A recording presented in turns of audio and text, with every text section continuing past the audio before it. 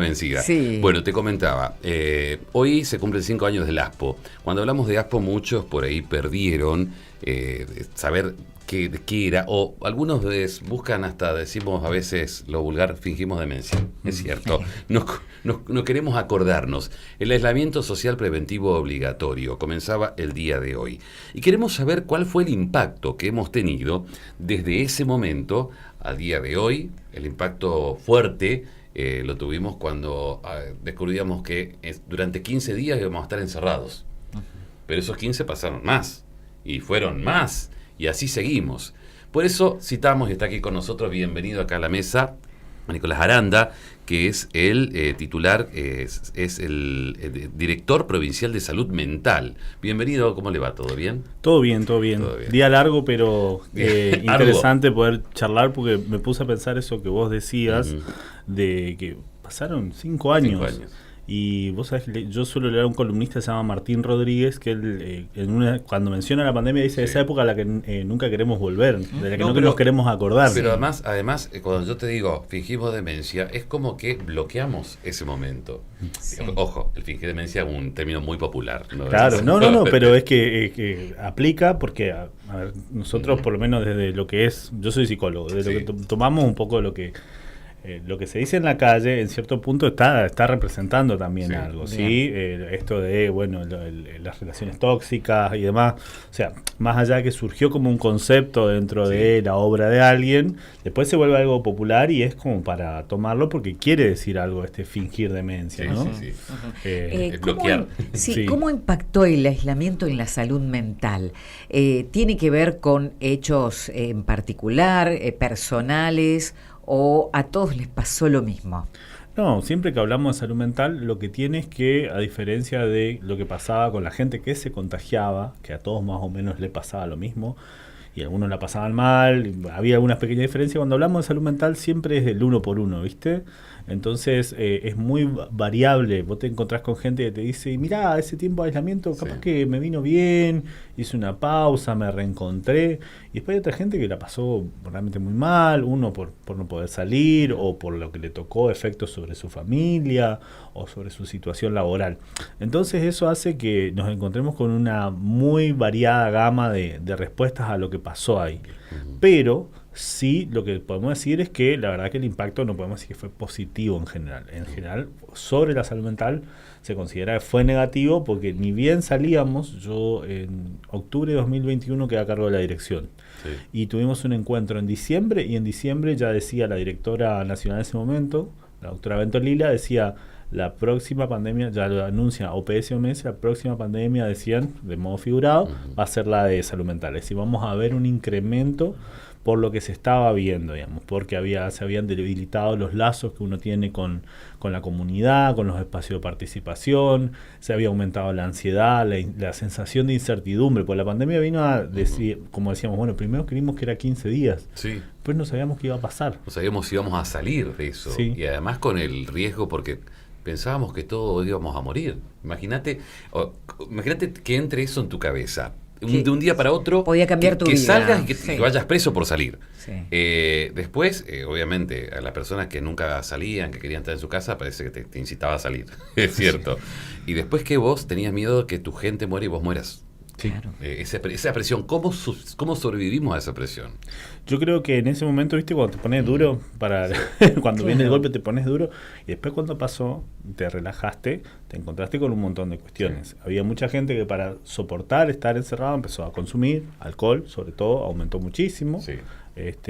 Después todos los otros consumos asociados, y teníamos por ahí gente que quizás estaba viendo situaciones de violencia en su casa, cuestiones por el estilo, que quizás antes podía salir a trabajar, podía salir claro, un chico podía ir a la escuela, tenía otro espacio, y eso de golpe no estuvo. Entonces eso aumentó. Y después, específicamente con lo que eran nuestros pacientes de salud mental, vos tenías pacientes que de golpe, por toda la dificultad que era trasladarse para su turno, cortaban el tratamiento, se les hacía complicado llegar a retirar su medicación, eso se traducía en una descompensación, en cansancio para el familiar, o sea, todo ese tipo de cuestiones que estaban armadas cuando sucedió, digamos, el ASPO, si bien no se planteó descuidar la salud mental, impactaron de esa forma. Y también lo otro, es como que de golpe, desde los medios y demás, ¿qué te podían ofrecer? Más que decir, bueno, te damos estos tips para que cuides tu salud mental. Ahí empezaron a hablar, porque yo me acuerdo, yo trabajaba en salud mental ya en esa época, y de golpe me llamaba la atención que los medios hablaban de salud mental, cómo podés cuidar tu salud mental, cómo lidiar con la ansiedad, el encierro, y piensen que acá dentro de todo lo pudimos llevar con cierta flexibilidad. Yo pienso la gente que estaba en Buenos Aires, que estuvo muchísimo más tiempo, bueno. Acá fueron las provincias que primero empezó a flexibilizar, obviamente. En cuanto a la salud mental, ¿qué cambió en el área de salud pública, en el área de asistencia? Ante la necesidad, obviamente. Claro, ante la demanda. Bueno, fíjate, lo que nosotros fuimos viendo fue un incremento del recurso. Te doy un ejemplo. Antes del ASPO, en la zona capital, es decir, acá la zona de Garupá, Posadas, había 7 psicólogos en CAPS. Después tenían los psicólogos de cada hospital, ¿sí? Hoy día son 30, ¿sí? Primero se incorporaron, pasaron a ser 17, hoy día son 30. Trabajadores sociales eran unos 10 más o menos antes de la pandemia, hoy son 18. Trabajando para lo que es APS, ¿sí? Porque después tenés todos los equipos de los hospitales. Todos los hospitales de Posadas tienen equipos de salud mental. Y a esto pensemos, cada psicólogo tiene, los sugeridos son 6 pacientes, pero atienden más. Realmente atienden más. Sí. Entonces, ahí hay una demanda que pensemos, o sea, cada día, cada psicólogo atiende en los CAPS, ¿sí? Y en los hospitales podemos hablar que pueden estar atendiendo 10 por día, digamos. Sí, entonces quiere decir que la gente quedó con... Está bueno, digamos, saquemos la parte positiva, no todo es negativo. La gente se interesó más por su salud mental y dice, es necesario asistir al psicólogo, entonces está pensando más en ir al psicólogo. Sí, yo creo que al ponerse a empezar a hablarse, se empezó a considerar como una opción. Yo creo como un cambio cultural ahí en decir, bueno, ponemos en valor esto y entendemos que se tiene que trabajar por ese lado. Y después la pandemia lo que favoreció fue la hiperconectividad, que está buenísimo para un montón de cosas, es decir, que nosotros estemos saliendo ahora, por ejemplo, en streaming. O sea, eso es un golazo. Yo nunca lo hice, pero quiero saber cómo era para ustedes, los psicólogos, hacer o para los pacientes también, hacer una sesión por llamada. Me resultaba loco, ¿cómo? Y mirá, te digo, pues yo, por ejemplo, Vos lo hiciste, seguro. Lo hice, pero también, o sea, también venía de la experiencia del consultorio como psicólogo y después también como paciente yo de psicólogo, o sea, mi atención siempre fue personal. Entonces, ese cambio sí, es distinto, hay discusiones al respecto. Si bien a los fines prácticos se utiliza, hay colegas que prefieren una llamada en vez que una videollamada, para no desconcentrarse, viste, con ciertas otras cuestiones y quedarse con lo que se escucha.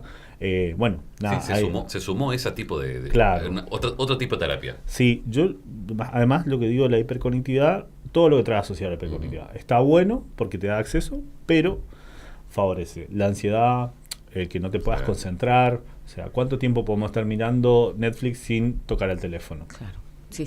¿Los efectos de la pandemia seguirán, quedarán por siempre? ¿Es necesario un tratamiento? Hay algunos que dicen, bueno, a mí no me pasó nada, y quizás lo está procesando y no está enterado, solamente por alguna sugerencia profesional, dice, anda al psicólogo. ¿Cómo es esto? Bueno, a ver, ahí como te decía, entra el uno por uno un poco, pero a veces, sobre todo los que tuvieron que vivir pérdidas, digamos, o quienes atravesaron, si fueron contagiados por el COVID, atravesaron por alguna instancia, viste, crítica de salud por esa cuestión, eso a veces genera algún tipo de efecto traumático, pero eso varía mucho en cuál es la condición de esa persona a la hora, digamos, ¿sí? Todos tenemos distintas cuestiones que nos hacen un poquito más resilientes o nos hacen un poquito más vulnerables, y en el combo ese a veces entra el azar, que puede ser, como vos decís, yo vengo bien, hasta ahora no pensé en eso, y hay una palabra que dice a alguien, una situación que me recuerda a algo, y eso hace clic sobre esa cuestión, y volvemos sobre eso, y aparece la angustia, y quizás había cosas para hablar ahí. Bueno, me parece importante tener en cuenta eso, que a cada uno nos pega diferente, pero sí, como vos decís, por ahí quizás si uno ve que alguien le quedó algo de esto o hay alguna cuestión que uno ve efectos todavía en su vida cotidiana, que le joden en el trabajo, que le afectan en sus relaciones, en su poder dormir y estar tranquilo. Sí. Bueno, quizá ahí sí, tirarle una palabra y decirle, che, capaz que tendrías que ir a una consulta, ¿no? Ujú. Me acuerdo que había un audio que graficaba por ahí lo que vivían muchos, que se habían adaptado tanto a esta cuestión virtual que era un peso grandísimo volver al trabajo. Sí. Hoy mucha gente dice, quiero volver a lo que estaba viviendo anteriormente. ¿Por qué es El eso? teletrabajo. Al teletrabajo. Es la comodidad del momento de estar en la casa, la seguridad quizás, Ujú. generó también en que no quiero tener más contacto con la gente.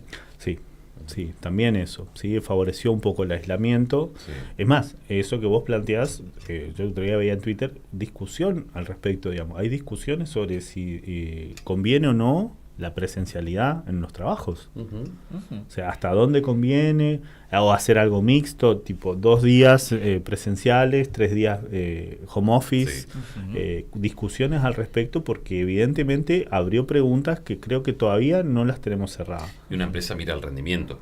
Sí. Obviamente, eso está Sí. mirando. Y quizás vos, por ejemplo, también a veces con tu gente mira a ver cómo te rinde más. Sí, Es así. Sí. es así. Y después otra cuestión, los cumpleaños se hacían de manera Claro. virtual, Sí, todo. las navidades.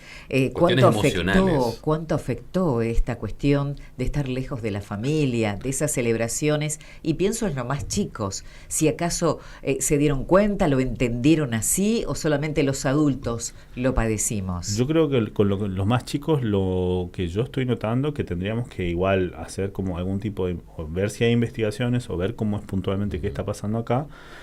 Hay como una gran cantidad de esos chicos que atravesaron en algún momento pandemia, más dificultad en lo que tiene que ver con la lectoescritura, o sea, en la adquisición de la Sí. lectoescritura. O sea, vemos eso.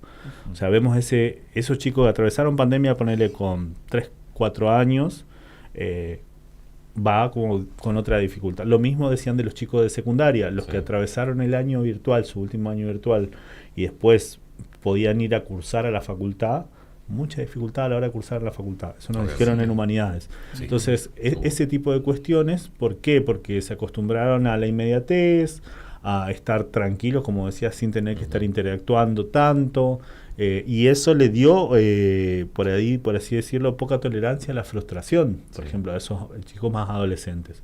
Los más chiquitos, un poco vemos esta cuestión, vemos que se divulgó muchísimo más que ellos estén expuestos a pantallas, que hoy día se está Sí. discutiendo hasta Sí. dónde los niños deben estar expuestos a pantallas, pero ¿qué quedaba si vos estabas en tu casa? O sea, más que mire una película, está bien, vos le podías hacer dibujar un rato, le podías hacer que haga distintas cosas, Pero pero después llegó un momento en que no había otra Ujú. cosa que hacer, ya No, hicieron obviamente, todo. ya. Hay una generación, hay un rango etario que debemos preocuparnos más, que sea más afectado. Hablamos de niños, adolescentes. Por ahí no sé si nosotros que peinamos unas canas como que lo tomamos como que fue, pero hay un rango etario que tenemos que tener más en cuenta.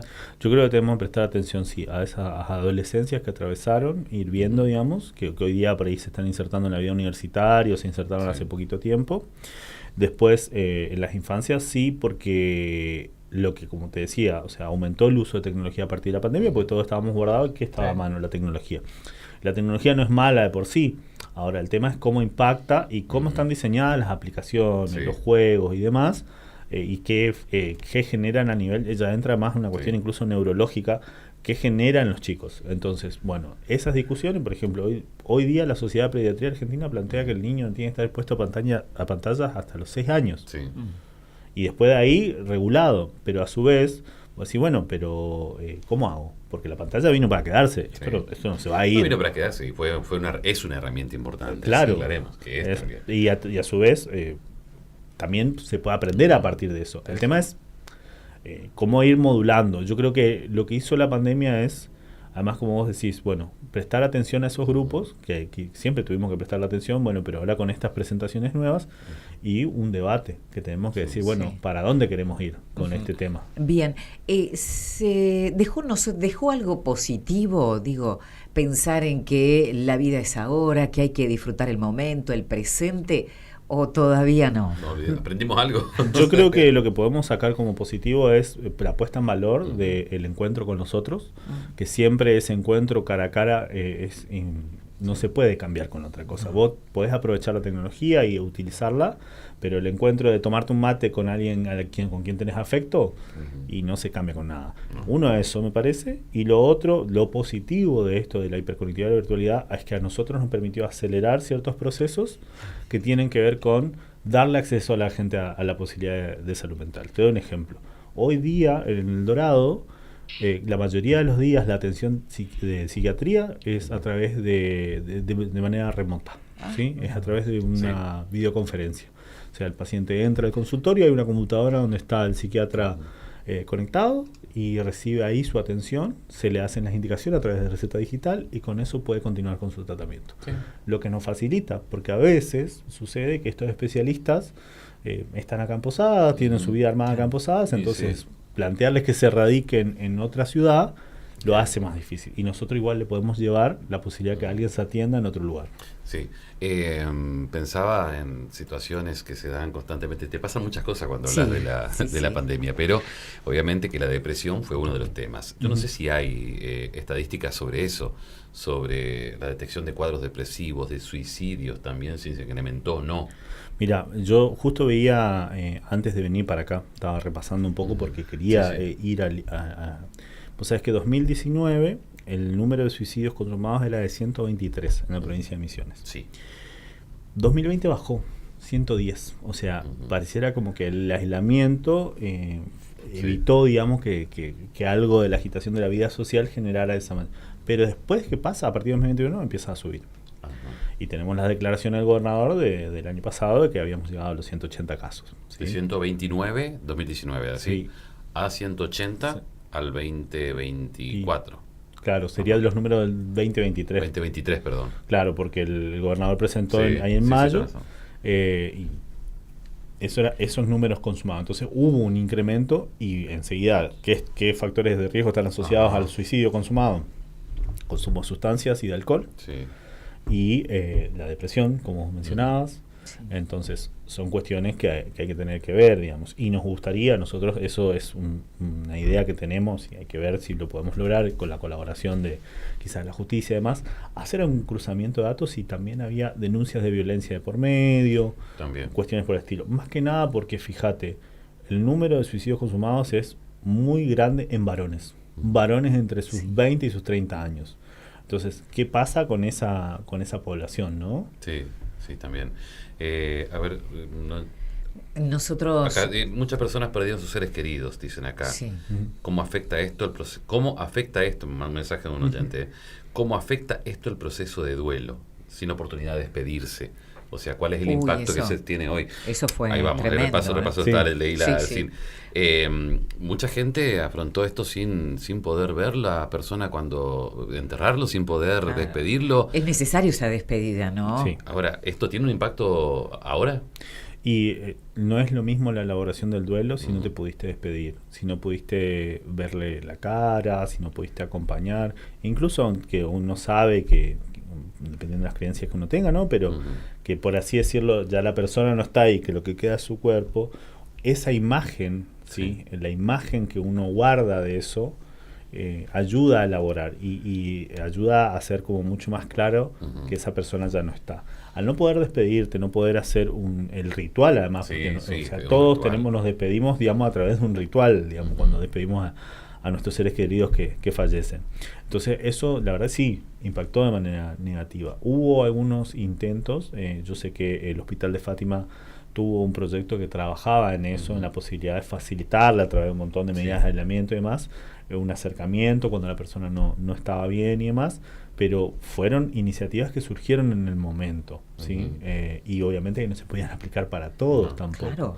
Entonces, y además teníamos la gente, sí, que fallecía por alguna cuestión de COVID, pero después teníamos otra gente que fallecía por X motivo de salud, que igual tampoco se podía hacer el velorio, se podía hacer, y eso sí hace más difícil cerrar y tomar noción de esa pérdida, digamos, ¿sí? Siempre es recomendable tener esa posibilidad, digamos, de hacer el proceso, porque por algo lo hacemos, o históricamente lo hicimos, siempre Claro, despedimos sí. con algún ritual a las personas que perdíamos. Sí, algunos festejan la muerte, otros Sí, en México, por ejemplo, en México se- celebran, solo Sí. por ahí le lloramos y necesitamos estar para despedir. Exactamente. Y pensaba justo el Ujú. inicio de la charla, ¿no? Cómo los tiempos, ese año, esa época, tenemos... esto fue antes de la pandemia, esto fue después de la Ujú. pandemia. Una fecha y un tiempo que nos dejó marcado para siempre. ¿Eh? Sí, vos sabés que hay un filósofo que habla de los acontecimientos, porque Sí. un acontecimiento es algo que vos no esperás que suceda y que rompe las cosas, por así decirlo, no solo en el sentido negativo, sino que se rompe una idea o un status quo y hay que reorganizarse, Ujú. hay que barajar y dar de vuelta y hay que reorganizar. Los sentidos, el significado de las cosas cambian muchas veces a partir de eso. Y yo creo que la pandemia para muchas personas es así y creo que socialmente fue así, porque discursivamente hablamos lo que fue previo a la pandemia, lo que fue Sí, esta pandemia. esa es nuestra referencia, Antes y ¿no? después. No, esto fue antes de la pandemia. Sí. Nicolás, muchísimas gracias. Mira, si vamos a hablar de salud mental, Uy, un tenemos montón. programa Relación entero. de parejas. No, pero fuera de eso, Un también montón, ¿eh? fuera de eso, hay mucho para hablar, porque luego de la pandemia, y ahí vamos de nuevo a la pandemia, en salud mental se ha apostado mucho, vos decías el discurso del gobernador incluso, porque remarcaba, y antes en otros discursos, otras situaciones, no se tenía en cuenta la salud mental. Entonces sí, por eso yo les digo, rescato lo positivo, que empezamos a pensar en nuestra salud mental. Sí. Eso es lo bueno. Y bueno, gracias por venir. No, gracias Genial. a ustedes y encantado. Muchas gracias. Nicolás Aranda, director provincial de salud mental, 5 años de el comienzo del aislamiento. ¿Cómo nos afectó a la salud mental?